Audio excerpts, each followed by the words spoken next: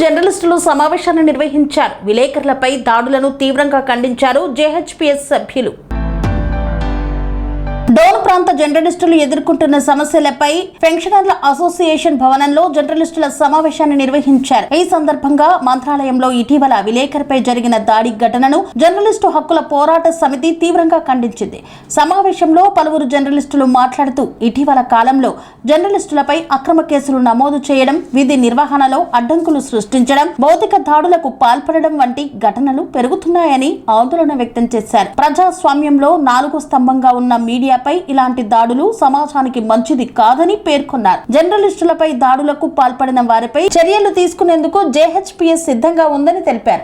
జర్నలిస్టుల హక్కుల పరిరక్షణ, సంక్షేమం కోసం సంస్థ నిరంతరం పోరాటం కొనసాగిస్తుందని స్పష్టం చేశారు. ఈ పోరాటానికి ప్రతి జర్నలిస్టు ఐక్యంగా నిలిచి సహాయ సహకారాలు అందించాలని పిలుపునిచ్చారు. ఈ కార్యక్రమంలో నాగరాజు, అక్షర డోన్ డివిజన్ ఇన్ఛార్జ్ శివరామయ్య ఆచారి, విశాలాంధ్ర విలేకరి సుధాకర్, జయకర్, విజయ్ తదితరులు పాల్గొన్నారు.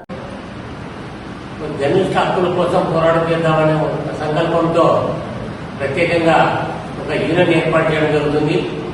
అయితే మన సిద్ధాంతాలకు కట్టుబడి మన మిత్రులందరూ కలిసికట్టుగా ఈ యూనియన్ కోసం పోరాటం చేద్దామనే సంకల్పంతో వచ్చినందుకు ప్రతి పాత్రికేయ మిత్రులందరికీ ప్రత్యేక ధన్యవాదాలు.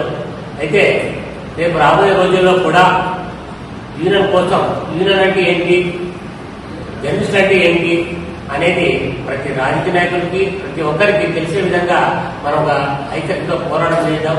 అందులో విధంగా మనం ఒక సంకల్పంతో మన యూనియన్లో ఏ ఒక్కరికి ఏ ఆపద వచ్చినా మన సంకల్పం ప్రత్యేకంగా వాళ్ళందరినీ చేతుగా అందించి వారి కుటుంబ సభ్యులకు కూడా ఆదుకోవాల్సిన బాధ్యత మనపై ఉంది. కాబట్టి దానికోసం మనం పోరాటం చేద్దాం. ఒక జర్నలిస్టు హక్కుల పోరాట సమితి అనేది ఒక చరిత్రాత్మకంగా ఉంటుంది. ఎందుకంటే డోన్లో ఎక్కడ లేదు, రాష్ట్ర వ్యాప్తంగా ఇది వ్యవస్థాపకంగా కూడా ఇది ఒక యూనియన్ గా తయారు చేస్తున్నాం. అయితే ఈ యూనియనే ఒక అతి పెద్దగా జరగబోతుంది. ఎందుకంటే ఇది ఒక సిద్ధాంతం కలిగిన ఒక యూనియన్ ఇది. కాబట్టి ఈ యూనియన్ లో చేరిన ప్రతి ఒక్కరికి చేయూత అందిస్తాం. యూనియన్ లో ఉన్న ప్రతి ఒక్కరికి సహకారం అందించి వాళ్ళని ఆదుకోవడానికి మనం ప్రయత్నం చేద్దాం. మనందరం భాగస్వాములు కావాలి. ఏ సమస్య వచ్చినా మనమందరం కూడా ఒకరికొకరు కలిసి మాట్లాడుకోవాల్సిన బాధ్యత మనందరిపై ఉంటుంది. కాబట్టి దీనిపైన మన మిత్రులందరూ కూడా సహకరించాలని కోరుకుంటూ ఈ అవకాశం ఇచ్చినందుకు ప్రతి ఒక్క ధన్యవాదాలు తెలుపుకుంటూ తెలియజేస్తున్నాం.